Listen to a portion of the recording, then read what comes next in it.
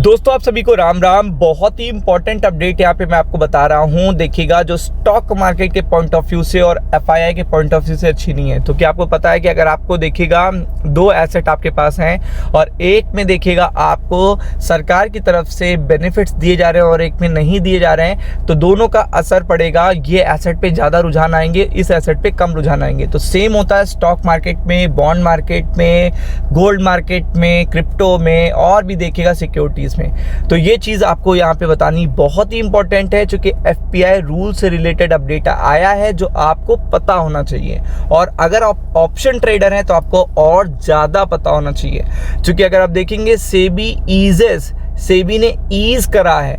देखिएगा थोड़ा सा क्या करा है, ढील दी है कंप्लायंसेस में, यानी कि रूल्स में, फॉर गवर्नमेंट सिक्योरिटीज इन्वेस्टर। अब आपको पता है गवर्नमेंट सिक्योरिटीज बॉन्ड्स ये एक पर्टिकुलर अलग मार्केट है, स्टॉक मार्केट एक पर्टिकुलर अलग मार्केट है। और आपको पता है कि यहाँ दोनों में एफआईआई का इन्वेस्टमेंट होता है। लेकिन अगर आप एक को ज़्यादा अट्रैक्टिव और एक को लेस अट्रैक्टिव बनाओगे तो ज़्यादा कौन सी चीज़ देखेगा बिकेगी, आपको पता है जो ज़्यादा अट्रैक्टिव देखने को मिल रही है। और ये कदम उठाया गया बूस्ट करने के लिए सॉवरेन डेब्ट और आपको पता है गवर्नमेंट सिक्योरिटीज को। तो बहुत बड़ी अपडेट आपको ये देखने को मिल रही है कि बॉन्ड मार्केट के लिए देखिएगा, ये जो बहुत पॉजिटिव अपडेट आपको देखने को मिल रहा है, ये स्टॉक मार्केट के पॉइंट ऑफ व्यू से और एफआईआई के पॉइंट ऑफ व्यू से अच्छी अपडेट नहीं है। आप देख सकते हो यहाँ पे दोनों जगह पे अगर आप देखोगे तो ये बूस्टिंग अगर बॉन्ड मार्केट के लिए की जा रही है तो बॉन्ड मार्केट में यानी जो इन्वेस्टर है वो अपना अमाउंट स्विच करके बॉन्ड मार्केट की तरफ जाएगा। वो भी कौन इन्वेस्टर? एफआईआई। अब आपको पता है कि अगर आप वहाँ पे ज़्यादा रिलैक्सेशन दोगे तो आप कहाँ पे ज़्यादा इन्वेस्ट करोगे? जो बड़े प्लेयर्स हैं, जो बिग प्लेयर्स हैं, जो पैसा डालते हैं, वो कहाँ पे ज़्यादा इन्वेस्ट करेंगे? वो इन्वेस्ट करेंगे गवर्नमेंट बॉन्ड्स एंड सिक्योरिटीज़ में, जो कि देखिएगा बहुत बड़ी बात है।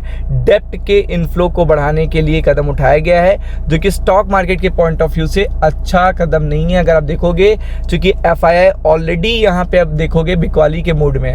अगर आप अगस्त उठा के देख लो, आप जुलाई उठा के देख लो, एफआईआई ऑलरेडी यहाँ पे सेल जोन में है इंडियन स्टॉक मार्केट में।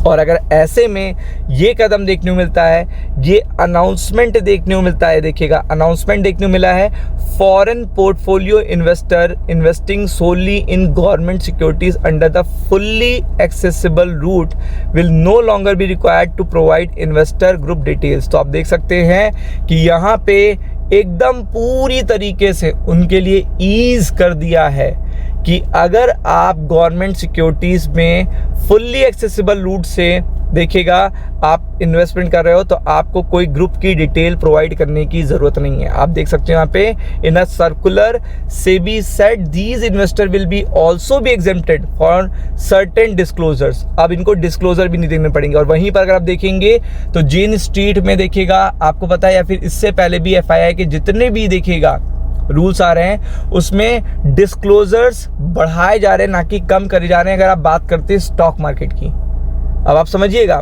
स्टॉक मार्केट की जब पॉइंट आ रही है तो आपको एक्स्ट्रा डिटेलिंग देनी है। एफआईआई को क्या करना है?